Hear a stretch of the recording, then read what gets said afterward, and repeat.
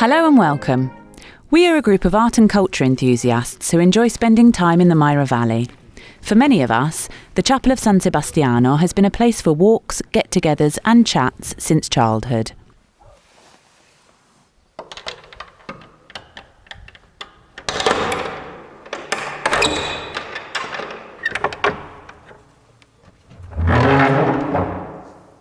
It is also a well-known church that has been studied extensively, so today we will try and reveal lesser-known details to spark your curiosity.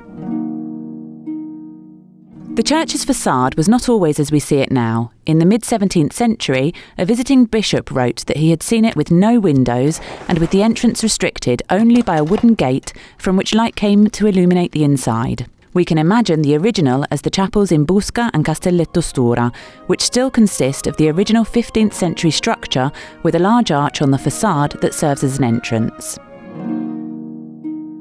The roadside chapel suggests that travellers and pilgrims could also stop to think about the saint. At that time, people did not have any pictures at home. Imagine the wonder and awe of those who entered and found themselves in front of these frescoed images. This is what we see now, but visitors in the 15th century must have been very impressed by the vivid colours the painter Giovanni Balaison used. Even today, after many centuries, Saint Sebastian, the master of the house, is still here to welcome us, depicted as a handsome blonde youth impaled on 16 arrows. The figure of God, the Father, is above him, enclosed in a circle, almost like a pupil with a multicoloured iris. A large eye wide open to the world entering the chapel. A world calling for protection from epidemics, the plague in the 15th century and COVID-19 in 2022. The four archers articulate an action sequence in time.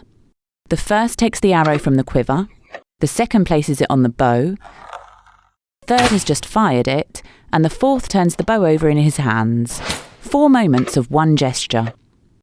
They are each different figures, from the clothing to their hats and poses, but the action they perform is one. The walls of this chapel represent 2 worlds facing each other, good on the left and evil on the right. Once again, heaven on the left, the holy city in the shape of a large arrow pointing upwards, and hell on the right. Unlike heaven, which is a unified scene, hell is divided into squares, each corresponding to a sin and a torturing demon. As we can see, the damned are all naked in hell and are struck and tortured relentlessly by torturing demons. Only this figure in the foreground is wearing underwear, as if not to offend the 15th century visitor.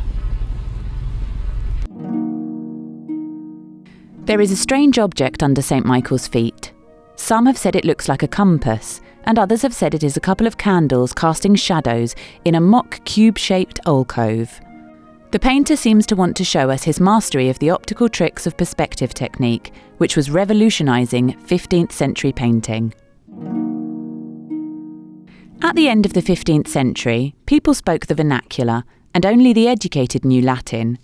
We can read gula here, meaning throat, which would have been faucium in Latin.